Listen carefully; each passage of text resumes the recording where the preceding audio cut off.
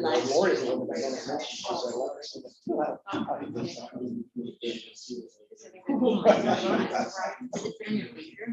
yeah, I guess it does, but I have trouble thinking it along. So yeah, I did using the big. But yeah, it was very nice with the coaches. Do you know?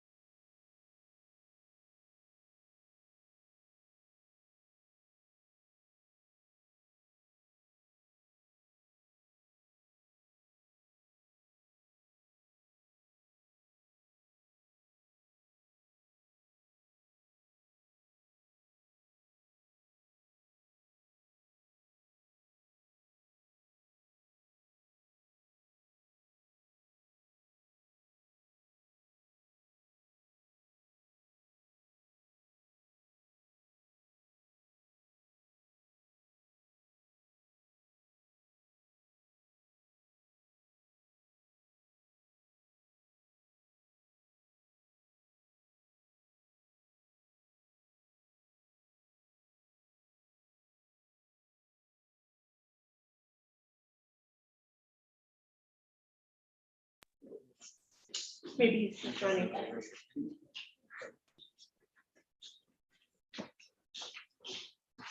Is anyone joining us? So, Miguel, I told you about a problem Friday night. I can do Beautiful, this. you guys have now put air conditioning in the press box over at the stadium. Right? I don't know. Well, Yeah, go ahead. we got in there, it was Go ahead, Mary. hot, a little bit, turned it all on, we're sitting there, enjoying it. And all of a sudden, because it's so humid outside, the windows frost over. Oh, it's so cool. On the outside. Oh, I see. And so we couldn't see, I mean, I would have guessed what the rep was Because you guys showing. put it so high. Oh, yeah, and so anyway, we just turned it down, opened the door, but then we had to take up the room. And brush the window off, it was so funny, the first quarter, I was really guessing. What the How rep- many do you usually deal with that problem? Well, I think it's only because it was so unique on Friday, the So rain, humid. Brian? yeah, that normally that wouldn't be Brian. a problem. Brian, Yeah. Jermaine. Like this, that's all my buddies, but look at me, I got air conditioning, and then I'm the one that had the problem. You know, they used to have a device to measure the dew point. Yes, yes. The humidity.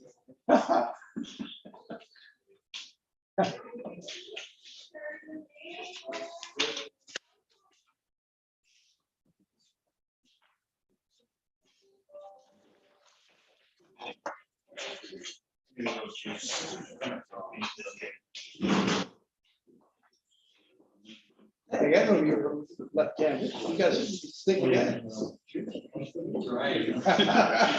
I never knew I discriminated against, I went to San Francisco and they, they have a left-handed shop up there. And realized that checkbooks and notepads were all. Really? I have, Everything's like looking in the mirror. yes, exactly. I have an older sister that actually wrote like this. So that's how she got the hand out of the ink. I was confident just because they asked me. Might be able to report. Just like, Really? can you put book on that? Can you put what? Book, Of course. Yeah. Put Yeah. vodka better. Yeah. Yeah. no way. Book or tequila? Ooh, Both. that's modern day man. Tequila's fruity though. Coach's kind of. That's why I like it. Oh, that's not coffee. That's how my. Oh, that's, oh, yeah, tequila. Yeah. Because it's fruity. I'm good. By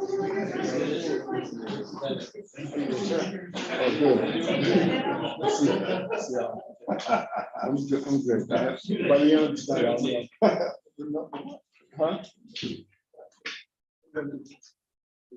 Sorry.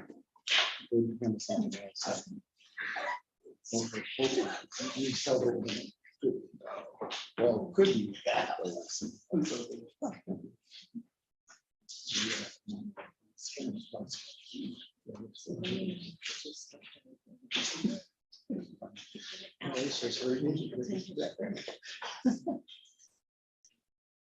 Welcome to the September 13th, 2022 ETAC meeting.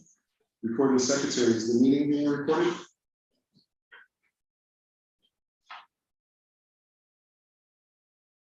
The meeting is being recorded. My name is Brian Jermaine, and I'm the chair of the Environmental Transportation Advisory Committee. I would like to call this ETAC meeting of September 13th, 2022 to order at 4:01 p.m. We have 6 items on the agenda, including the consent calendar. Recording secretary, please call roll. Chair Janine, Here.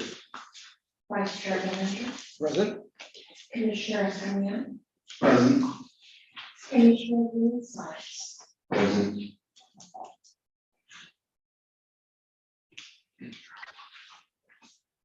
Commissioner McLaughlin requested an excused absence. Commissioner Rohrabacher, Present. Commissioner Romero.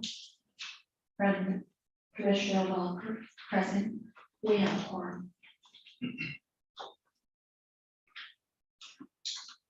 Would Commissioner Welker please lead the Pledge of Allegiance?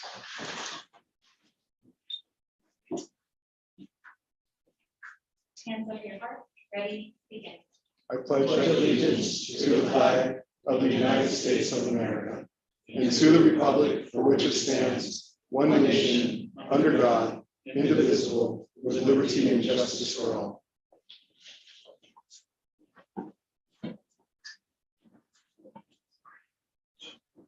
Recording secretary, please describe the way the public can access this virtual meeting. This meeting is being live streamed on the City of Santa Ana portal at www.santa-ana.privegov.com/public/portal. If anyone would like to provide a public comment, they may do so in person or on the City of Santa Ana portal at the same website address. The opportunity to speak is going to follow the next comment. If you wish to speak, please select the Zoom hand icon to let us know you would like to speak. You will be called upon by the name you entered. If any members of the public are present at this in-person meeting, please be sure you have completed a speaker card and then hand it to me. You will have 3 minutes to speak. We will alert you when your time is up.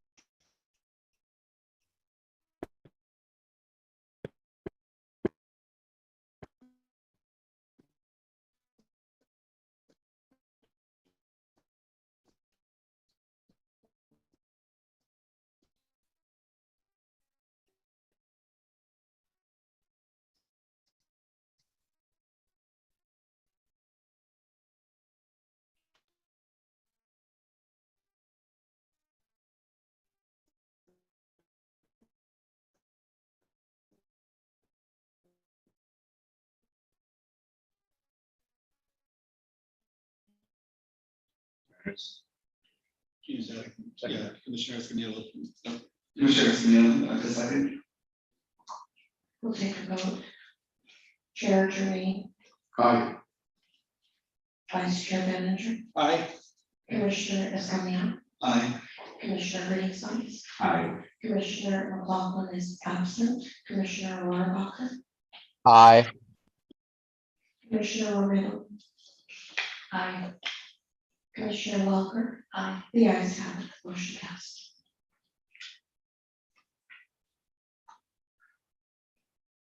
Moving on to business calendars, item number 4. Tree removal request at 2201 West Carriage Drive. This item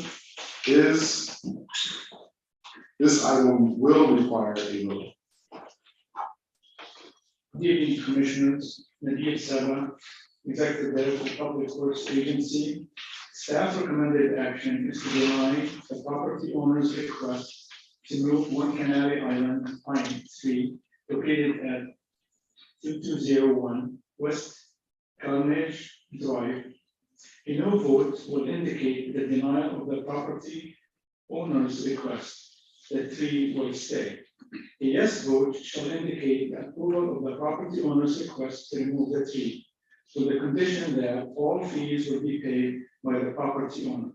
Arturo Rodriguez, our Assistant Maintenance Services Manager, will have a presentation for us to explain the request. So, Good afternoon, Chair, Co-Chair, and Commissioners.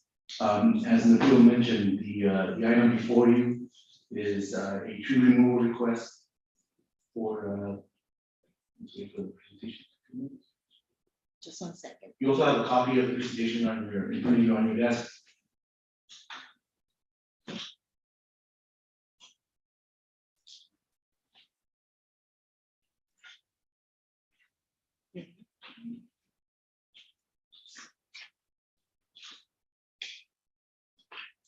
If you can back it up to slide number 2. There you go. Oops, sorry.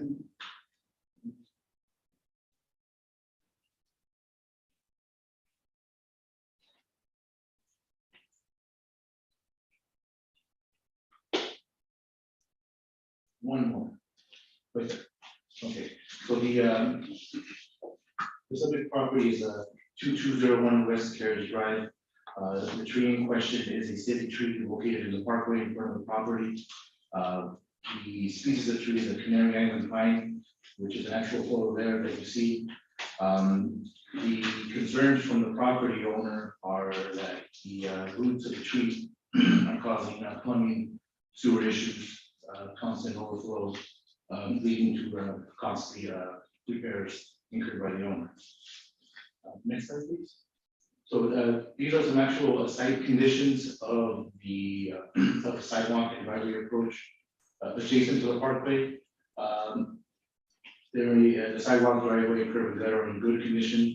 There is no evident rise or lifts being caused by the roots. No evident tripping hazards exist.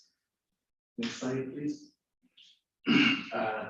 The tree health assessment that was conducted by our in-house city certified arborist and risk assessor states the tree is in a mature state. If top to bottom, this is a healthy tree, disease-free. It was recently trimmed in just earlier this year in January as part of its 2-year normal trimming cycle. Next slide, please. So in terms of your vote here, as Nabil mentioned, a no vote means that the residents' request is denied, the tree will remain. If you vote yes, that means that we're approving the residents' request and the tree will be removed. Next slide, and the final slide there. In the event that the tree is removed, there is a recovery cost, fees associated with the removal of the tree. Basically, the city needs to recuperate the value of the asset, which is the tree, roughly $9,000. They will pay for the removal of said tree, and then replanting of the said tree, roughly about $10,000 in total fees. If it is approved, those fees will be paid, need to be paid within 1 year of today's decision. And that is all I have on that. Thank you for your presentation. Are there any comments, questions, or anything like that from commissioners? We may start with Vice Chair Benninger. This is Vice Chair Carl Benninger. Thank you. I totally agree as far as the condition of the tree. I did drive, it's very close to where I live, and I did see no obstruction in the street or the sidewalk. I just wondering, this is a person who really doesn't like the pine trees, right? Because pine drop needles and can drop different what have you. As far as a healthy, beautiful tree, that is there. And what I know of pines, like pines like this, they actually take in carbon dioxide and convert it to oxygen much better than any other tree we have in the city. So from an environmental standpoint, the tree's great. I don't know, does the homeowner describe the plumbing issues, how often they have that, or is this kind of just his look? In her letter, she describes it, every 2 years, more or less. As a side note to that issue, our water resources sewer division has been in contact with her. In terms of what they've been able to determine, they have not noticed any type of damage to the sewer line. And sewer line there is probably a plastic pipe, it's not clay pipe. That I'm not too sure how it is in that area, but Most likely it would be a clay pipe. The reason I asked that question, clay pipes are more susceptible to roots getting in, versus plastic, that's all. That's correct. There really isn't a third option here, is there? Either the tree stays or goes, and if it goes, they have to pay the 10,000, they don't have a third option. correct, it's either it stays or it goes. Okay, thank you.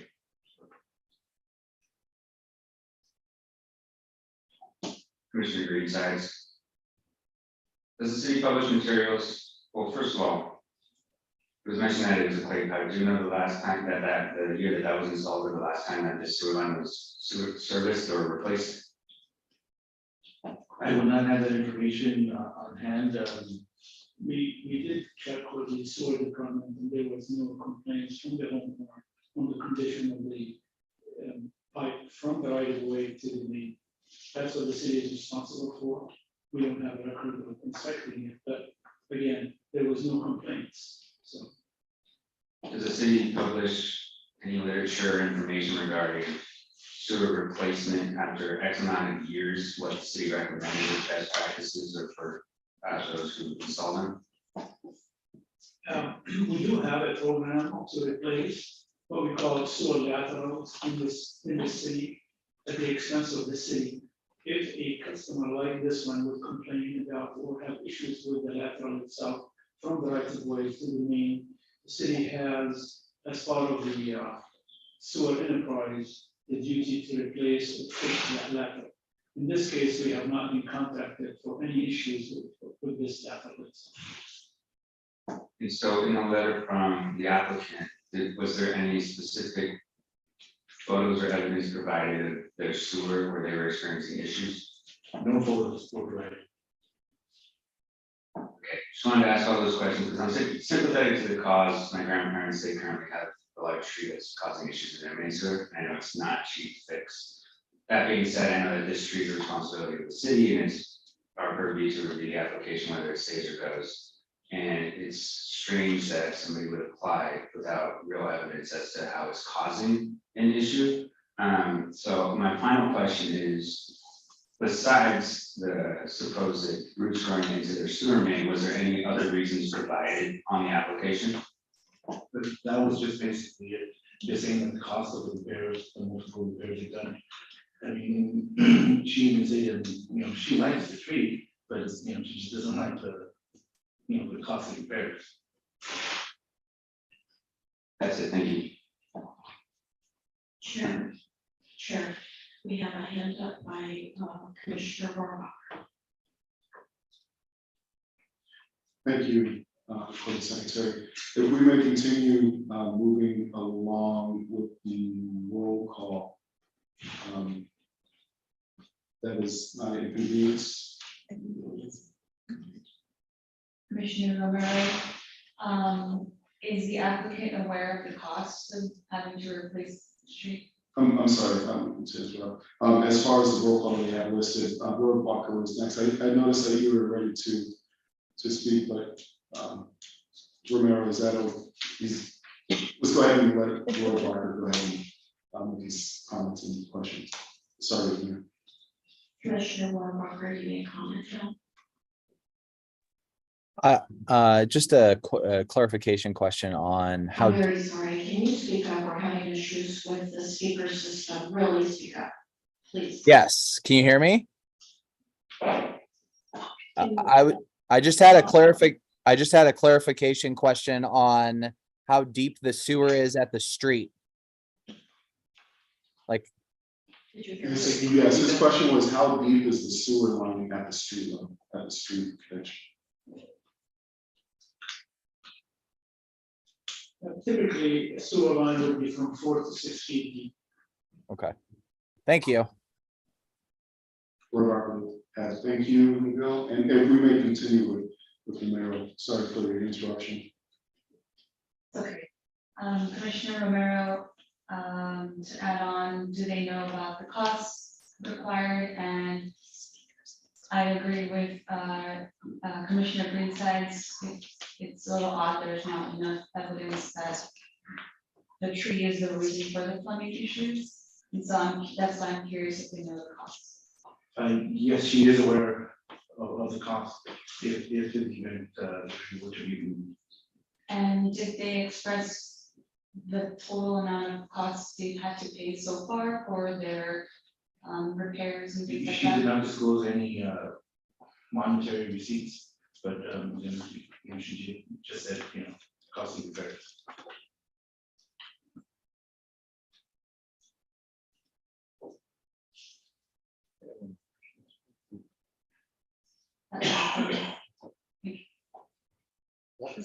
Commissioner Walker, I know that you said there'd be a yes or no vote, but if commissioners would like to give this constituent a chance to provide more evidence, could there be a chance that this item could be continued?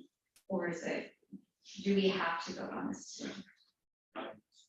You should, you would need to vote because there was a quorum and there was a fee that was paid by the resident in order to bring this item before you. So this would require a vote today. This is Commissioner Bennett again. Quick question, whether they line the clay pipe, doesn't it be a cheaper way of handling this?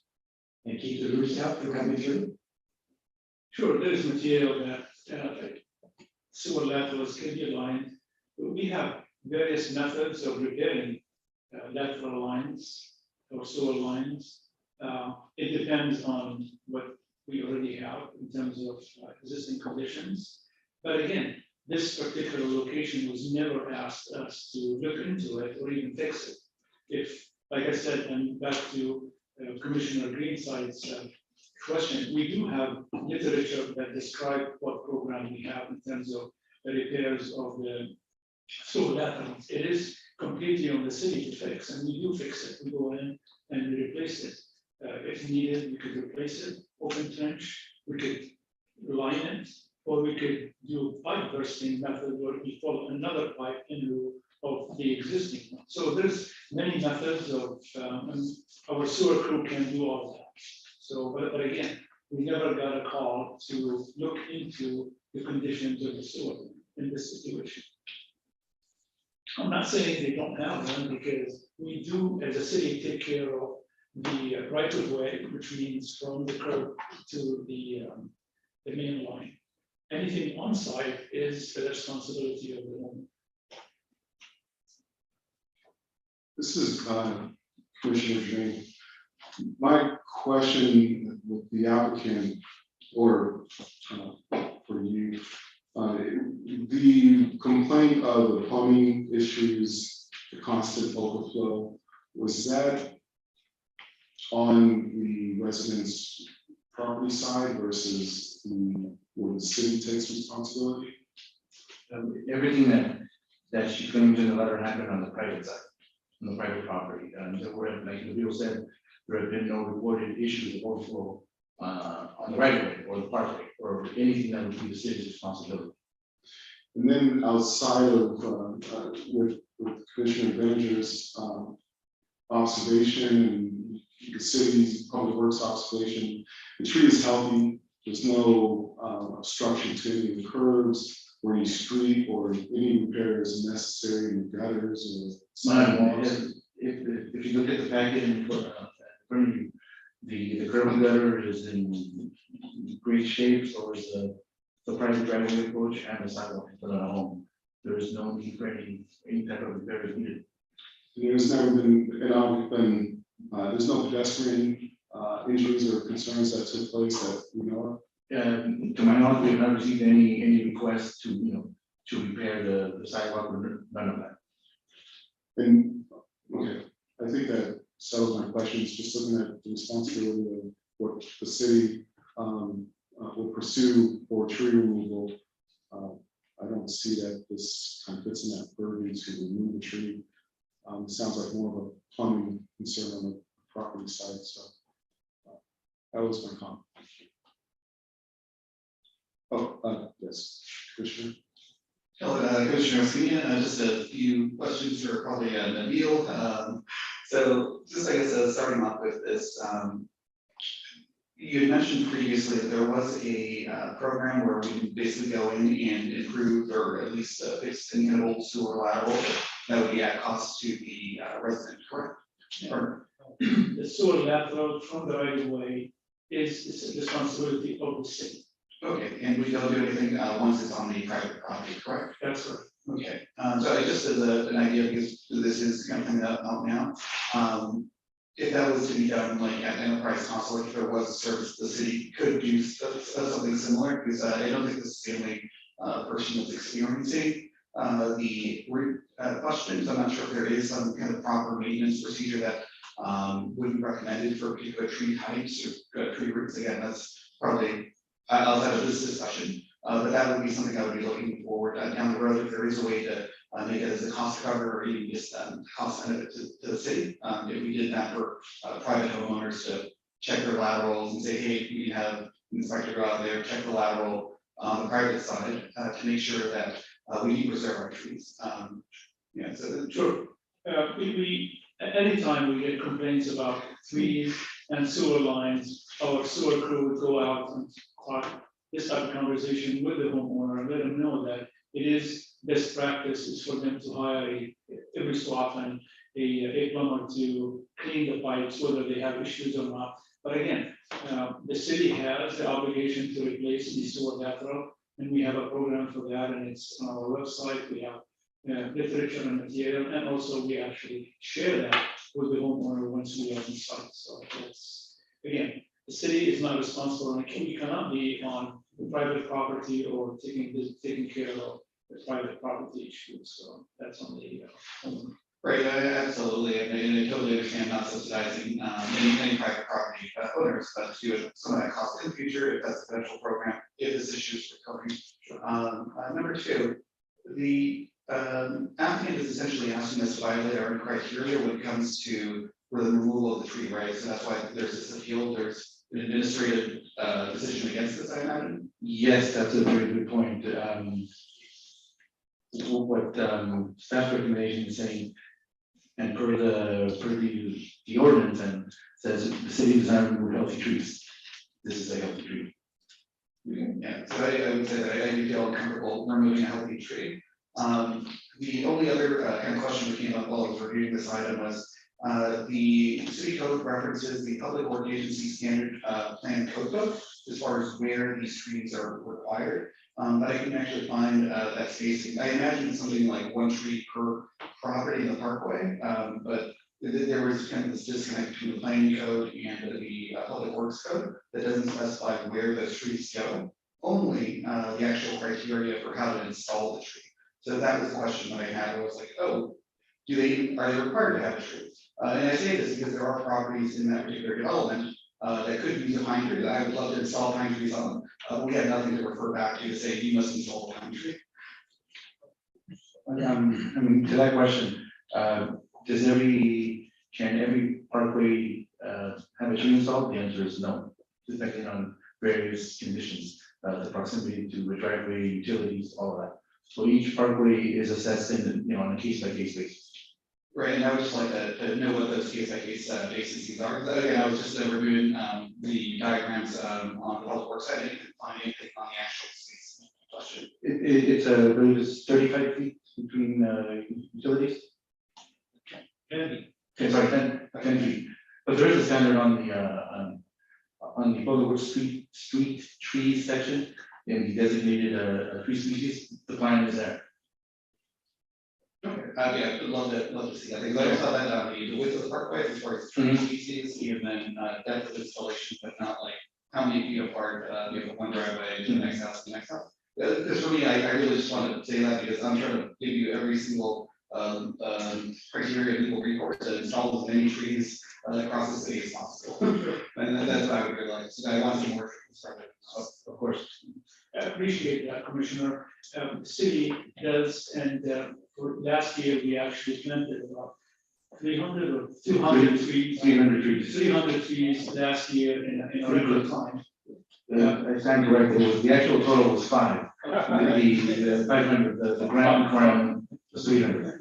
500 trees, and when we choose locations for these trees, we actually reach out to the homeowner that the tree is going to be in front of, and the willingness to take care of the tree. That's criteria number one. We don't want to plant a tree, it's an investment that the homeowner is not willing to take care of. And then locating the tree or siting the tree is the separation between the utilities or the sewer line as the driveway, the water meter, and some other things that we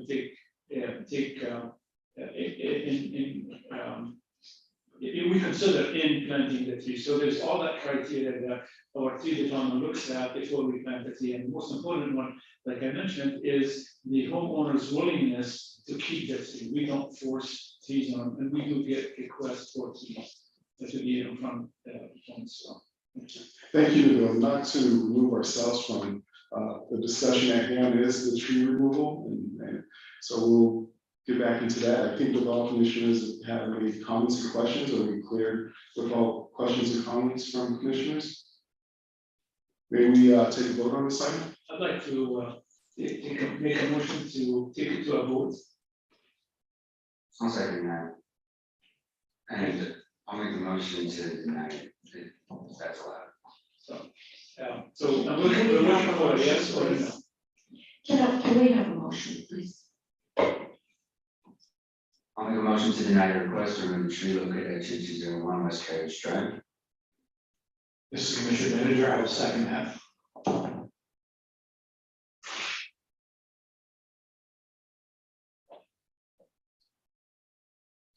And sorry, just a point of clarification, since the way that the motion was worded, this is now a yes to deny rather than the no that's on screen. Sorry, it's we. So the vote would be for yes to deny the request, which keeps it free.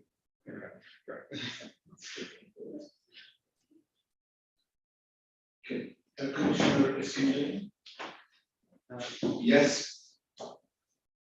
Commissioner Greenside, Yes. Commissioner Robacher, Yes. Commissioner Romero, Yes.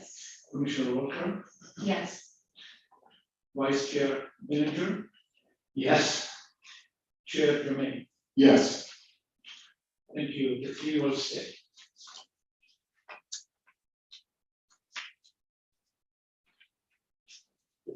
Moving on to the next item. Mike Ortiz will present item number 5, update on electric vehicle charging station. This item is information.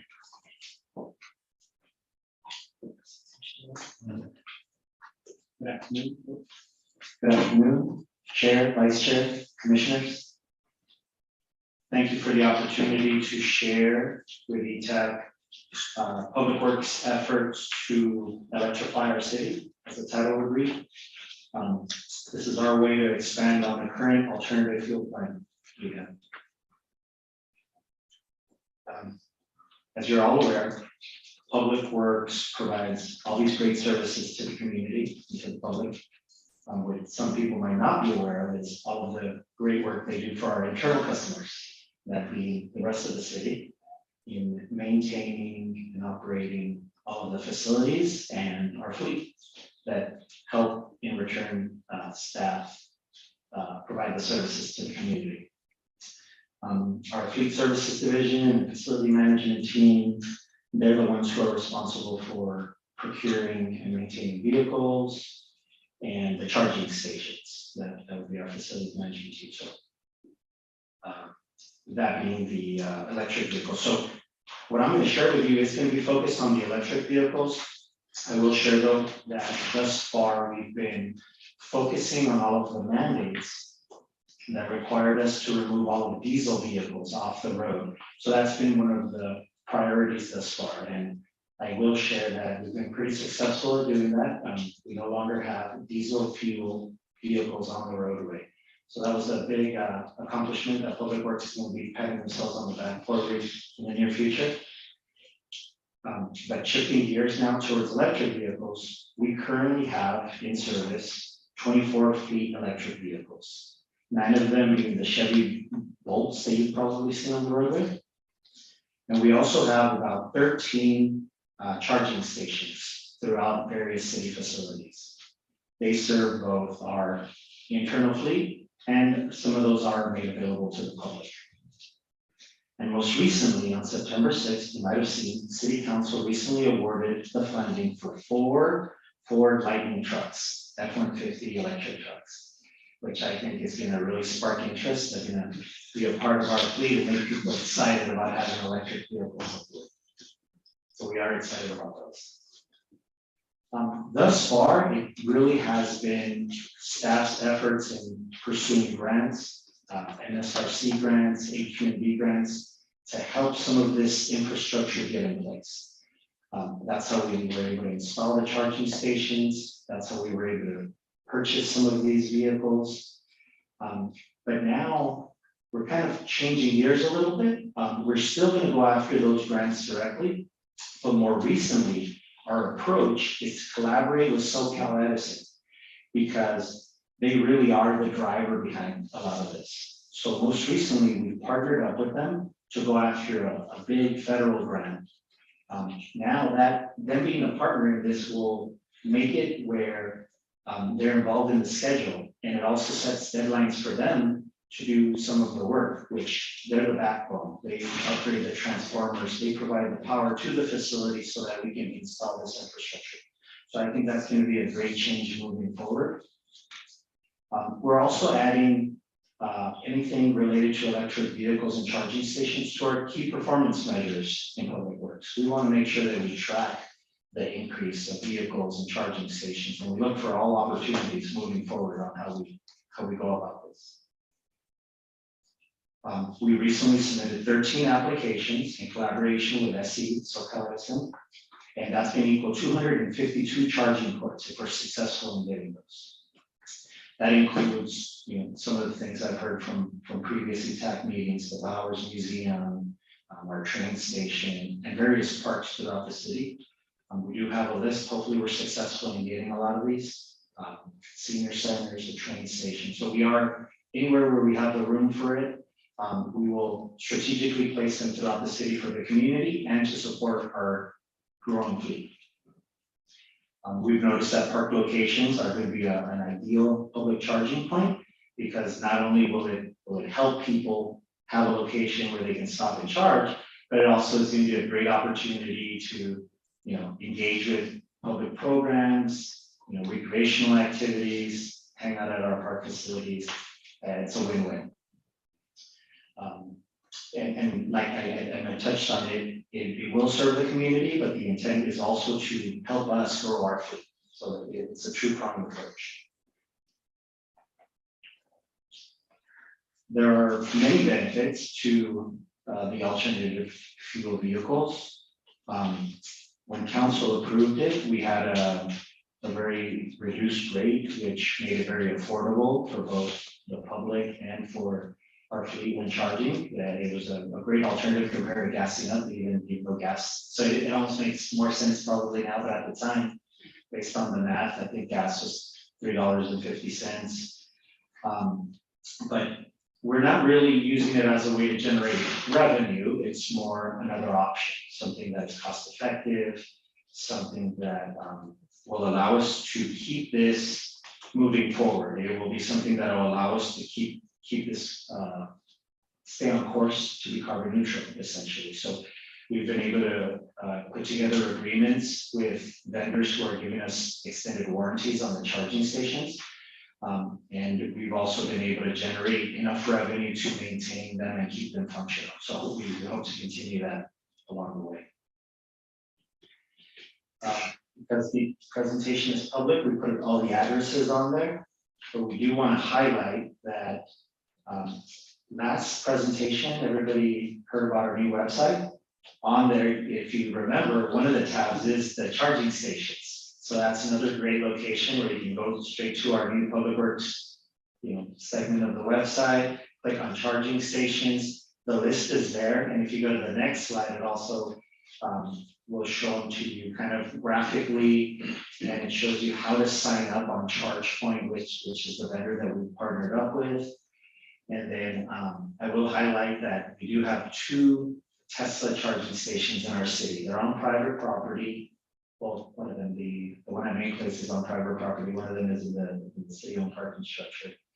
But those are separate from our system, but great options for Tesla owners and a reason for people to visit Santa Ana. Since all of these options became available, we've been adopting policies. We have policies from 2010 that we do want to revisit and see how we can update them. One of them was an engine idling policy for gas vehicles, and the other ones are equipment replacement policy. We're looking at revamping those now that the Fleet and Facilities Division is with Public Works. It's one of the things we're looking at updating to incorporate more of the alternative fuels and just bring it to today's day and age on how we should be doing business and procurement of vehicles and when to replace them. Also, you are probably aware on August 25th, the CARB, California Air Resources Board, they approved the rule requiring 100% of new cars, this is public and private, to be zero emission vehicles in California by 2035. So we are not going to wait until 2034. We are already in the process of trying to convert our fleet, setting the example wherever we can, and not just using city funds, but leveraging all types of funds and going pursuing grants to meet these goals. So everything we're moving forward is set forth in the 2011 Green Fleet Initiatives. That's where it all started. Old document that we found that is really in line with, somebody had the vision to pursue alternative fuel vehicles. At the time, the big push was for compressed natural gas. That's a big achievement that we've been able to accomplish as a city, getting those diesel vehicles off the roadway. And now is where we transition to getting in line with all of the electric vehicles that are truly zero emission and meeting the deadline before 2035. So with that, I'll say thank you, and if there are any questions, we have to give them. Commissioners, do we have any questions or comments? I believe, Vice Chair. Thank you, Chairman. This is Vice Chair Benninger. Of the 24 vehicles, what percent of our entire fleet does that represent? Unfortunately, I think it's about 4%. We have a fleet of over 600 vehicles. Thank you for being honest. I've gone before Consul mentioned that. And also the biggest area I see, obviously, Public Works, but really the police department. And I know that they're working on these cruisers, all electric. Are we doing any inquiry into that? Some of the applications could be for PD fleet. Those have a different standard. Not only do we have to have very specific vehicles that will work for the police department, but the charging station and the power demands for those also have to be the fast charging. Where a traditional fleet could charge overnight, you don't have to have extended batteries because we're usually within city limits.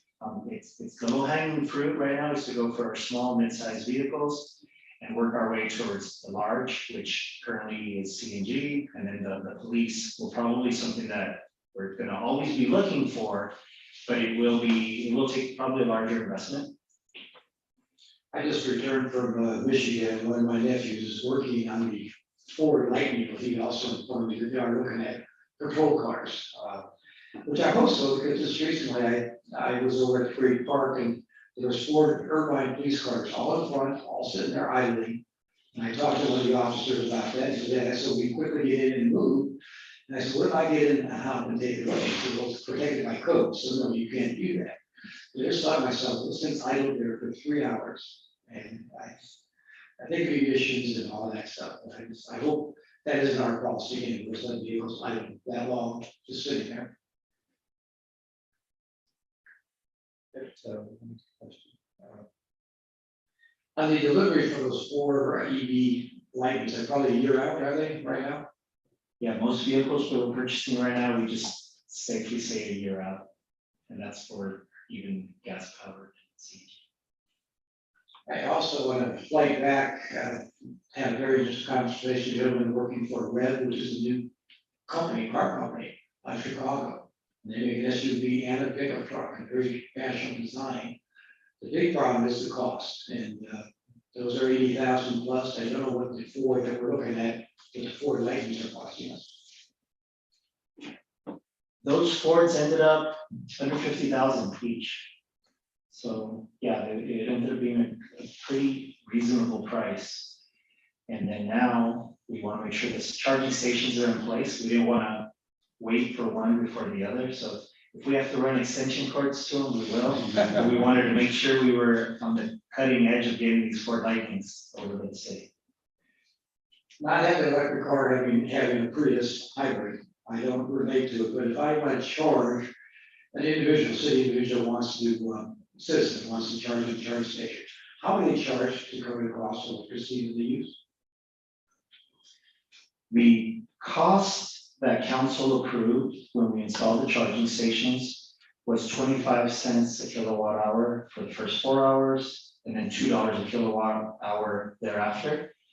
And nothing's coming out of our pocket. It's not a huge money maker, but there's full cost recovery. So what's going to happen is you're going to see more of privately owned charging stations pop up everywhere.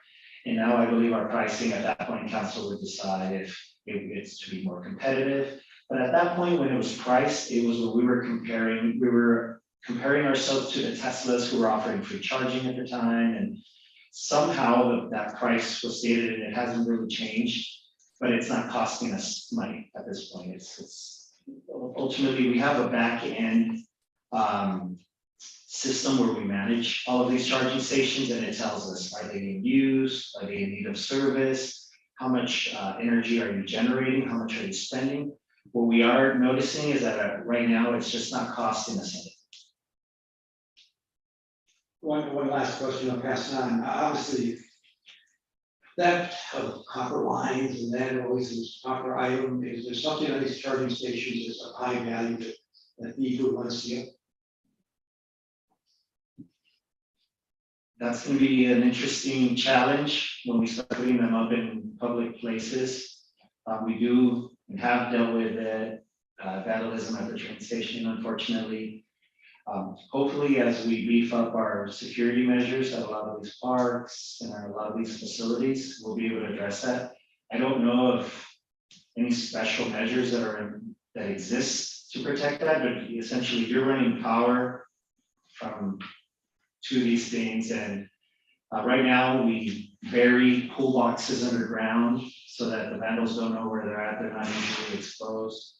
So hopefully from now till then, we'll start thinking of more ways to protect the infrastructure. Thank you.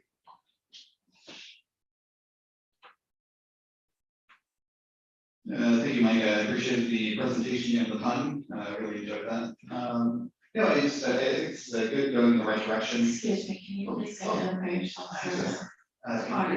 Commissioner Escamilla, on the presentation. So I guess I just wanted to see, are we looking at, as far as prioritization between the various vehicles, not just the cost, but the anticipated carbon and greenhouse gas reduction per vehicle or on a per dollar basis? That would be the metric I would be looking at, right? Is how much are we spending versus how much are we saving in greenhouse gas emissions? And because it's really going to be a matter of, yes, grant funding is going to be great, but when we have to use our own funding, then that would be one of the indicators that I would be looking at. And I don't know if that's currently being tracked or if maybe in the future that would be something to consider. That's a great point to consider moving forward on how much each vehicle would save, and then that way we can put a dollar value. Right now, when it's grant funded, we go after what's available, the low hanging fruit, and there are so many vehicles we need to replace. we're really just going off of our equipment replacement policy, which says this vehicle has met its maturity, it's fully funded, we're ready to replace it. So at that point, we would either use those funds to go electric if the vehicle is available, or if additional funding is created, then we would do some kind of analysis like that to make sure we're getting the bang for our buck. Appreciate it. And I guess the other question is, with the new installations that are likely to be more public locations, but then I believe that most of our parks do not allow for overnight parking. So if you're trying to charge your car overnight, have we already kind of thought of like where we're looking at there, or is there still another question? Originally, the thought process is you can charge there while our parks are open and available. But if somebody would want to change the operations of the park in order to accommodate, I guess that's something that could be explored. At this point, it's while the park is open is when we would offer the opportunity to charge. Okay. Would there, I guess this is the third question, is there any potential economic incentive for a private developer to, I guess in the same way that we used to use boxes everywhere, install chargers on some properly sited location? Is that up for consideration, or even quite honestly economically feasible at this point? Would that be for public property? Yeah, for To public attract property. the private? Right now, the way a lot of these grants have been operating is there are approved vendors, like the charge points, and there are companies that approve vendors that if we get the grant, those would be the ones that we would work with to bring the infrastructure in place. But at the end of the day, I believe the city's decision has been to own the infrastructure, not necessarily lease or get into a third party. And I don't know how attractive it would be in this day and age, because now you're going to start seeing the privately owned charging stations pop up, in which case they won't have to worry about being regulated on how much to charge probably, where we're limited to a council would be in favor of charging. Great, appreciate it. I want to say there was something else that I'll pass, and I'm sure I'll come back if I remember. Commissioner Greenside, thank you for the presentation. It's exciting to see that Public Works is transitioning to zero emissions vehicles, and I will say I saw those Ford F-150 trucks are all electric. That's kind of cool. Wish I could have them, but to that point, I want to say that with electric vehicles rolling out onto the U.S. market, I have noticed and experienced a direct difference in the level of economic privilege that those who are able to acquire electric vehicles from the get-go have versus those who do not. A lot of our folks in Santa Ana, a lot of the low-income folks especially, are not going to be able to make use of these charging facilities. Eventually, as the cars get older and the used electric vehicles start to roll out and gas get more expensive, I imagine folks will be able to make use of it more. But in the interim, and I've asked this previously, is there any possibility that the idea of city-operated and owned electric autonomous community shuttles might be able to be deployed in some of our lowest income areas? That's a great point. As we roll this out, we will be, so right now, short of any type of analysis, as Commissioner Escamilla mentioned, which will give us more bang for zero emissions and the environmental benefits to it. We're really replacing vehicles as they expire on the replacement policy. So if one of those shuttles was to come to that point where it's funded and it's ready to be replaced, if there's an electric vehicle available, then that would be the first priority. We would essentially go after that. So there is no exclusion of any vehicles short of emergency. Those will get probably some type of different level of exemption, if you will, because we have to make sure the infrastructure is in place and all the measures are in place so that there aren't any glitches on emergency response. But short of that, I don't see why the shuttles would not just be a part of this process and get transitioned to electrical. That's particularly helpful for a lot of folks where the bus lines, they exist, but our Octa system doesn't seem to be responsive to a lot of the folks in Santa Ana, and a lot of people are really dependent on that. So at least having some sort of intra-city community shuttle system, I think, would be beneficial for everybody, not just those of low income status, because see all kinds of different people on the shuttle or the bus, I think would be beneficial. Thank you.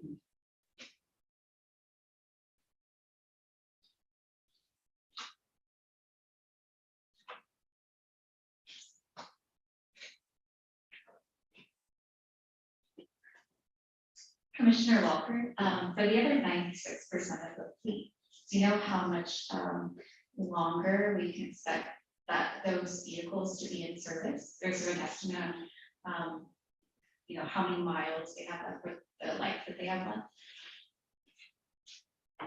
So I don't want people to think that the other 96% are bad for our environment. We've done kind of preface this with how much diesel, which is all the on-road vehicles, we've gotten them off the road. So now we have compressed natural gas, which is near zero. You could almost call it zero emission vehicles. So those are all clean energy. They're an alternative fuel. We also have hybrids out on the roadway, and then we have our gas powered vehicles. So we do have a plan to replace all of the gas power now that the diesel's off the road. But I can't with certainty tell you how quickly we'll replace the entire fleet. I could come back at a later date and let you know maybe all of our gas powered vehicles, when I think the ones that are primed for being converted to electric charging, maybe by when we think, if all goes well based on our replacement policy, how quickly we can replace those. Thank you. May there be any more comments or questions from the commissioners?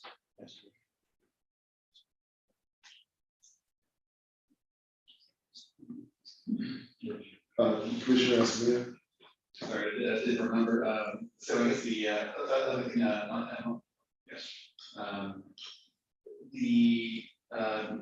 For the public, it's not, I guess, the charges aren't just on the website, you can just find them all on Google, so that was great, that they are there, you just look at chargers, and that's great, they're all online automatically. And it even just tells you whether or not they're up and running, and they're free, so for anyone listening, that is available just on Google Maps, and I am assuming Apple as well, or Apple Maps. But the thing that I did notice, at least with the pattern of grid installed currently, we do seem to have some major kind of service snaps. And these new locations will definitely address that, or at least part of that. It does appear that there might be some locations within central and western Louisiana that will have relatively low coverage for the foreseeable future. But with these charging spaces, so just try to consider those as far as where those places will go next. Just a quick note, I know that OCTA has purchased 10 electric driven buses at $1 million each just recently, and they should be rolling those out in the next 6 months.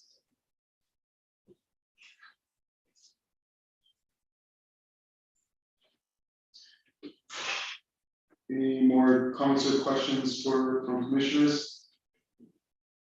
Seeing that there is none, thank you, Mr. Mike Ortiz, for your presentation. Thank you for answering questions and giving feedback as well. Thank you. Moving on to item number 6, update on West Coast Arborist Tour. Thank you, Chair. Thursday, October 6th is the time that we have for at 2 o'clock in the afternoon for the commissioners to be able to tour the West Coast Arborist location, and we would welcome that you please let us know if you're interested to share the tour. I think it's very interesting. I have not been there yet, so I'm looking forward to be there. Anyway, like I said, October 6th, 2 o'clock, and we will meet at 220 via Barton in Anaheim for a 2-hour tour, and we request that you wear comfortable walking shoes. And I'm here to answer any questions about the tour, and also Arturo is also here if you have any questions. But I welcome you, and I'm looking forward to joining you to that tour. Also, I'd like to note that no ETAC business may be discussed outside of an officially noticed ETAC meeting. I just wanted to make that note for all. This is Commissioner Benninger. I just like to speak in support of this tour. I was very fortunate, myself, Janelle McLaughlin went on the tour a number of years ago and see how they track the trees, how they keep track of trees that have gone out and trees that they have to remove and the trimming cycle and how they track their own equipment. It was very, very impressive, along with things that they need for trees that they've taken down. So it is well worthwhile trip. I recommend anybody here on ETEC to definitely take that tour to get a very good understanding of how they function and how they operate.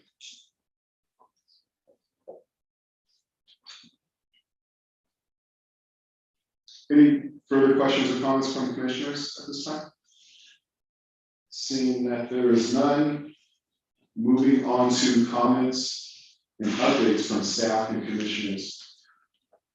Are there comments or updates from staff members? Please state your name. I would like to just welcome Mr. Commissioner Escamilla to the commission. Great to have you. And I like to thank the commissioners that went on the Orange County Water District tour.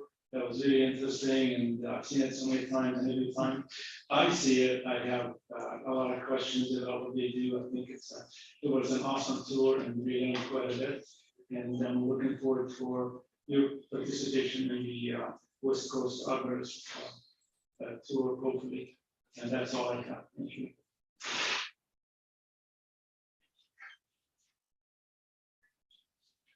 Are there comments from the commissioners? Commissioner Romero. Yeah, Lori asked me to give a bit of an update on the Willard State Streets event, so I'll pass these flyers down. I believe it was the last meeting I invited the team to go to the event. It was on Saturday, August 20th, and we hosted it at the Willard Intermediate parking lot. But we also submitted some permits to install an artistic crosswalk and a parklet to add on to the theme of the event, which was reimagining state streets for within the Willard neighborhood. So on that flyer, you'll see some of the event metrics. We estimate about 600 people that came by and about 2,400 passersby. We had a lot of families, so many of them came with their children. And one of the activities we did, we had volunteers engage with mostly youth who gave their ideas on certain amenities they want at a park or within their neighborhood. We had Commissioner Greensides and Commissioner Escamilla attend as volunteers.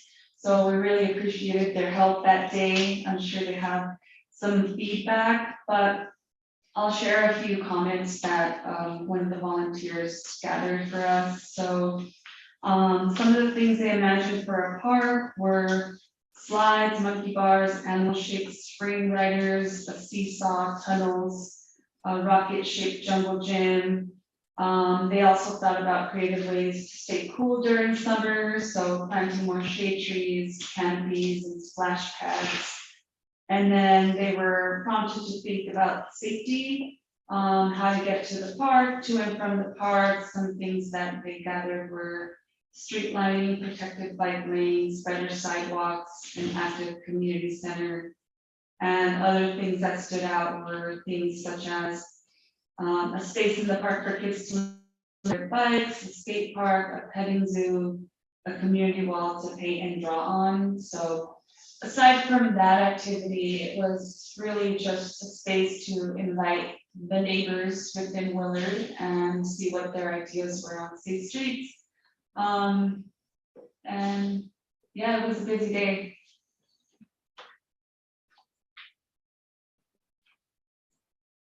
Commissioner Benninger, are you planning to have another event at another area? We hosted that because we received a mini grant from SCAG, the Southern California Association of Governments. Yearly, they have those grants. That was up to $15,000 we received. to pay for the cost for some of those activities. The kit of parts is something that SCAD lets people borrow, so we actually borrowed the parklet and the artistic crosswalk.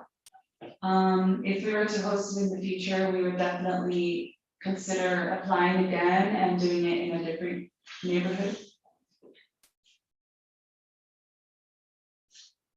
Because it seems like this is something that is great, I think it's a great involvement with the neighborhoods and getting their opinions and things of that nature.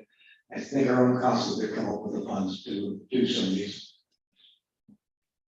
Yeah, there's a lot of possibilities and a lot of ideas that can cater to different neighborhoods.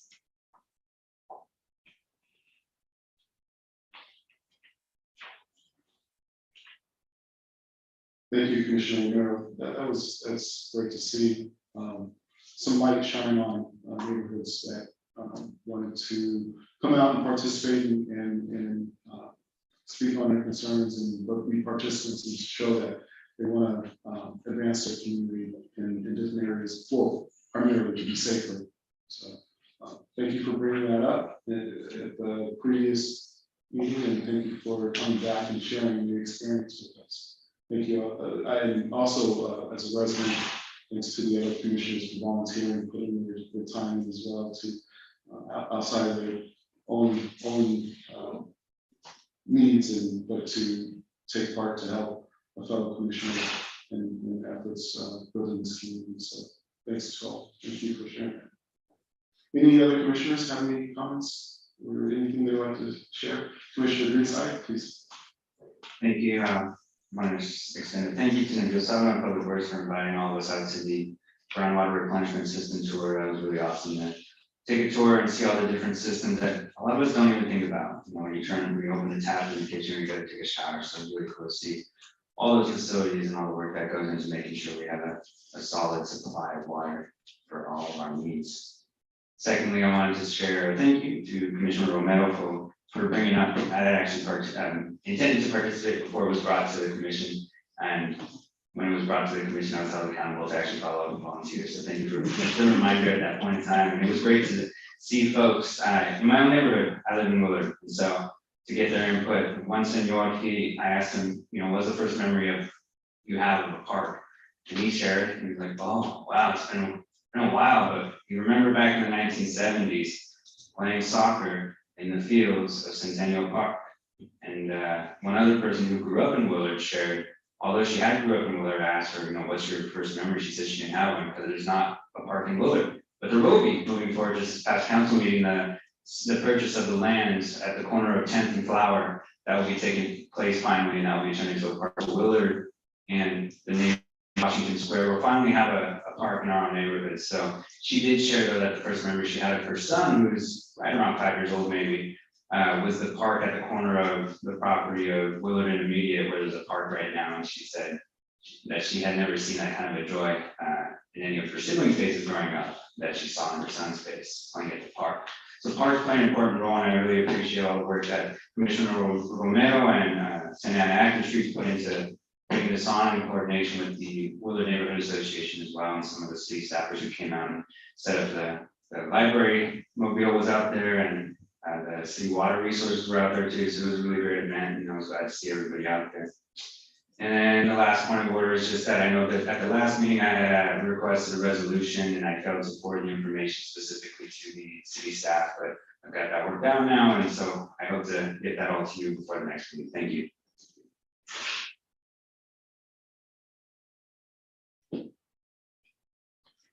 Commissioner Esposito. Thank you, Chair. Commissioner Esposito here. So thank you, staff, for having that event. Oregon, that was awesome. One of your commissioners may or may not have been dressed up in a luchador mask, and I said, look for those photos online. And it was certainly a great event. It was very joyful. So I just right across the street over in French Park. It was nice to walk over there, and it was a very pleasant day. A lot of family, and you were really wearing multiple hats that day. So thank you for putting that together with the community. And yeah, just I always want to remind folks that the hidden truth of the city is that Public Works, it actually makes the city run, right? You are the biggest agency by funding. And then we just have to think, you know, you've got to think about like the enterprise funds and all that you do to basically make our streets, you know, safe and keep the water running and everything else that you do. So good work just happened. I love all the other ways to it.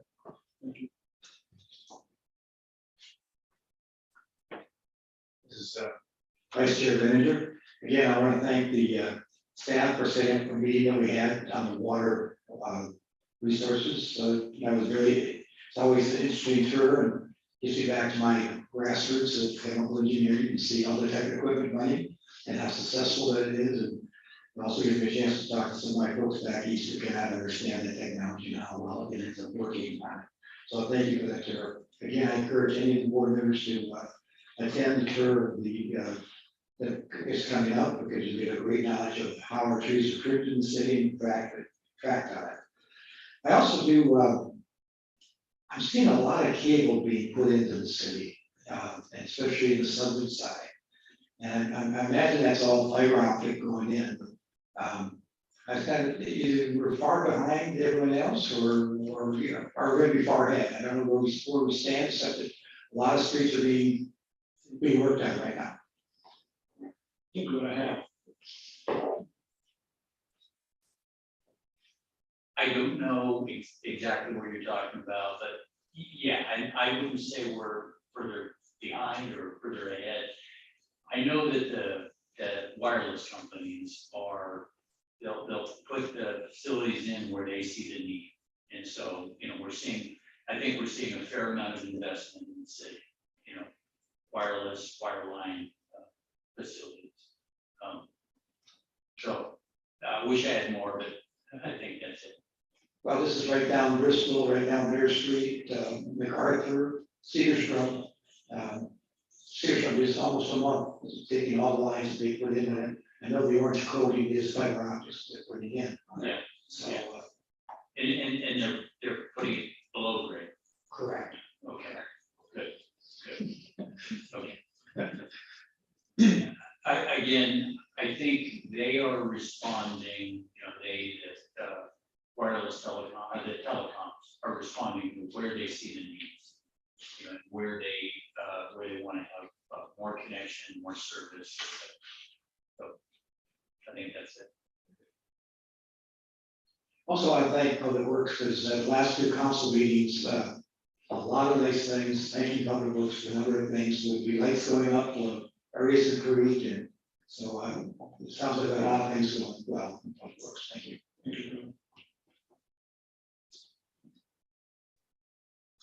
Yes, Commissioner Walker. Yes, Commissioner Walker.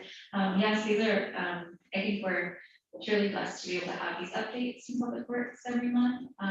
And at the county where I work, we're looking to see if we can create small little short videos on social media that can promote programs and services. So just down the road, if there's ever any funding or a position within the city where someone has, you know, great videography work or graphic design work, I want to be able to see if we could take a lot of these programs like the EV charging stations, create short clips to promote on social, so let folks know that these resources are out there for them.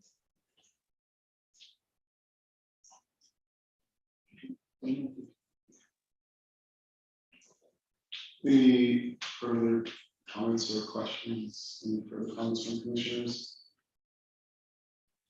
Seeing that there be none, I'd like to move back to Public Works Director and Bill. Were there any comments you wanted to add? I don't have any comments. I'm just glad to be here, and we have been extremely active in the Public Works Agency. We are finishing quite a bit of projects. You know, Main Street is being worked on right now. We're in the last phases of it. I don't know if you've seen the new lights there, and it looks really nice. But I'd like to ask the residents to be patient with us. We're almost there in terms of completing that improvement. It is a $20+ million project that we are completing. In the same time, I'm happy to report to you, if you haven't seen that, at 4th Street, this portion of Fourth Street has been open both ways. And we did install decorative lights to make it more appealing to the customers to come, to bring back the businesses and help the businesses to come back to life again. So we'll continue to work with the merchants and on Fourth Street along the OC Street corridor for them to come back to normal business and normal operations. And we're looking forward for opening the remainder of Fourth Street from, I want to say, Broadway to Ross, just before the holidays, I'm hoping. So this way, businesses can go back to normal and hopefully they stay with us and thrive during the holiday season. That's all I have. Thank you. Thank you. Moving on to agenda items for future meetings. I'd like to start with follow up with what you were just touching on, opening up this section on with the streetcar area. Would that allow access to the winter wonderland that we had last year to come back? Yes, I'd like to report to you that the Wonder Village has been funded through the city's this year's budget, so we will have that at the same location. However, the caveat is the Parks Department will be in charge. This first one that we did was Public Works that took the initiative to hold that the Winter Village, but this time it is the Parks Department that will be taking the lead on this. Thank you.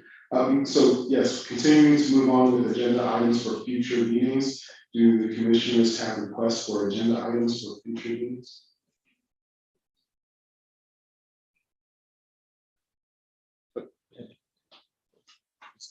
Yeah, sorry, I'm just like so used to speaking all that. I'm like raising my hand over here. So, yes, my name is Commissioner Rosigno. So I guess we really just the updates on all the construction projects. So I know that we have these kind of scattered throughout the city. So at least when I talk to folks, it's really the big issue for them is what's going on with all the construction, what are the timelines like. So right now, I guess I would include a comprehensive overview, Bristol, Warner, Maine, and the streetcar line. So that I think would be useful. And I guess the only other thing to have a note and bring forward is that if we're doing anything with additional reflectors both during the day and at night on some of those oh my gosh, the bulb outs on and along Main. I think I go there 2 out of every 3 have been hit. So just looking to see what we do to raise that visibility, because I believe those are for trees down the road. Yes, they are. Yeah, so it'll be visible later when the trees are there, but at least right now it's I still have trouble seeing them. The hope is once the street is properly striped, vehicles will know what the pathways look like and what the lane looks like. But now during construction, it is kind of confusing, and we have painted them in red, and we have some delineators on, but we will make sure that they're visible when the project is about to finish. This is good, Vice Chair Bender. One area I'd like to discuss in the future meeting is what's our policy on striping streets? Again, my neighborhood seems to be high on the list this month, and we're getting a lot of streets repainted, which is long and needed, but I just know what our policies are and procedures.